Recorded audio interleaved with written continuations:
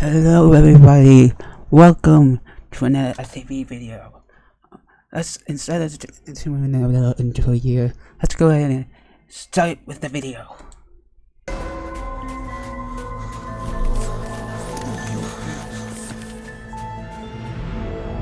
Let's see what he has for us today. An engineer from Japan, a doctor from Sweden, an agronomist from Canada, and an American literary critic stood in the middle of Yellowstone National Park.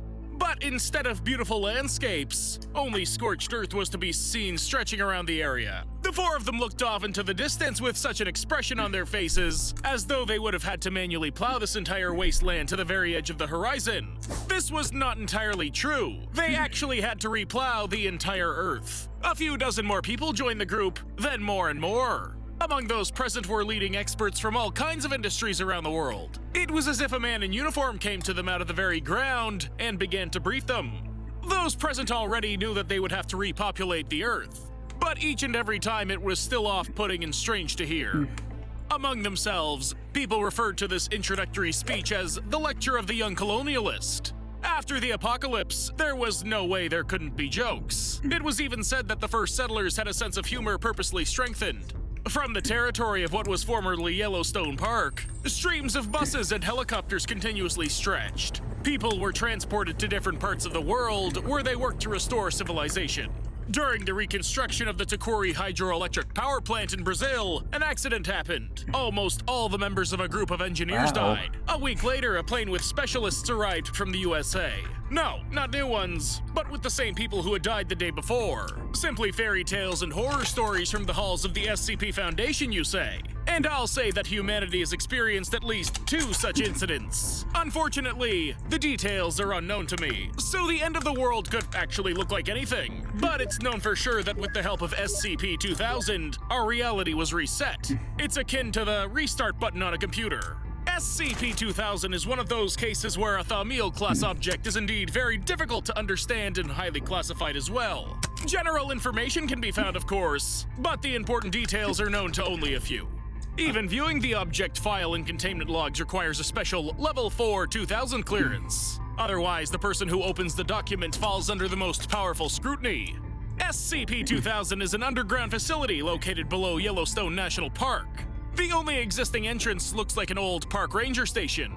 There have been several unsuccessful attempts by tourists to get inside the building. Its defenses have been so effective that there's no need to take any additional precautions. This is not surprising, since the object was created by the Foundation itself, although when and how is not exactly known. And the whole point is that the complex is designed to renew humanity in the case of a Class K incident. It's capable of returning the entire planet to exactly the same state it was in before the start of the apocalypse, albeit with some small errors. Let's start with the complex technical part. We can't skip that bit. The most important systems for the functioning of the complex are located at a depth of about 245 to 330 feet underground. The total area of the facility premises is over 6 square miles. Such a scale was achieved by expanding the pseudo-Riemannian multi-loop space below the 3rd sublevel. Technical documents for the creation of this technology have been lost after one of the uses of SCP-2000. But the general concept is as follows. A non-gravitational singularity is created, which serves as an entrance to additional pocket dimensions. If a failure occurs, the main levels will be automatically isolated and will function as before for about 36 hours, while the multi-loop space itself can be restored to its original form in 10 hours. The autonomous operation of such a giant is provided by a geothermal generator that uses the volcanic activity of the region. As a reminder, the Yellowstone lava pit is a huge volcano. So in standby mode, this generator is capable of powering SCP-2000 forever. When the object needs to be activated, a reactor running on liquid thorium fluoride is utilized. I know it's not all that clear, but just accept it. At full capacity, it's able to function for 70 years. According to scientists, it takes 25 to 50 years to completely recreate civilization to the state of the year 2000. To do this, there's the Lazarus 01 procedure and the SCP-2000 database, which contains, so to speak, a backup copy of the state of humanity, along with each person's genetic data and their memories, information about culture, technology, and even a copy of the internet. In a word, the exact same thing as a progress save on a computer. with all the files and settings at a particular point in time. In order to protect this data from any anomalous influence and alteration, the Scranton Reality Anchors and the Zonk Anastasakos Permanent Temporal Sync are used. Two of the Foundation's super technologies based on complex, but quite ordinary science. In short, they protect the complex from the effects of any space-time distortions. I won't waste any time talking about food deliveries and personnel changes at SCP-2000, since there's more interesting information. The object's called Deus Ex Machina. This expression implies an unexpected outcome involving a factor not previously featured in the story. I'll now explain what this has to do with SCP-2000. If a K-class scenario cannot be avoided, the first step is to send a signal from the complex to all Foundation facilities. When the surviving zones, if any, confirm their functionality, the Lazarus 01 procedure is launched. Foundation personnel enter a date for a temporary reset, and SCP-2000 launches 500,000 bright Zardian hominid replicators. These are the settings that create people, fully functional, non-anomalous, real individuals. Raw material obtained from underground sources in the district is used to grow the body, and then information about the individual is taken from the database. It takes 5 days to create any person of any age. He's then implanted with G-class hallucinogens, with personality data and personal memories.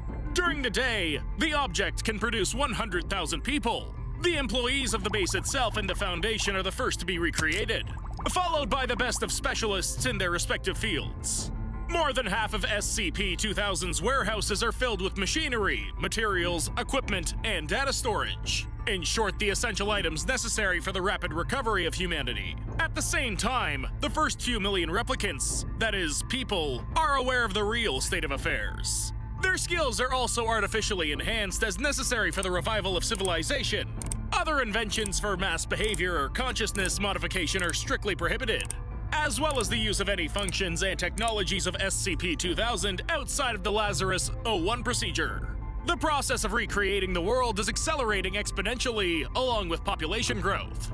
In parallel with this, the Foundation's leading specialists are working on the falsification of data, including radio transmissions and astronomical observations. This is necessary to prevent the new civilization from noticing the shift in time. Once all the work comes to an end, the Foundation then resorts to a global-scale amnesia solution called TSKA-5. From this moment, the countdown of the updated history begins. As this is a colossal event, there are bound to be glitches and various inaccuracies. They influence both individual people, including their disappearance, even from the memory of others, and the course of history. While all of SCP-2000's equipment is regularly and thoroughly checked, it's also experienced malfunctions before. Once, for some unknown reason, several protective devices failed at once. At the same time, the replication process started.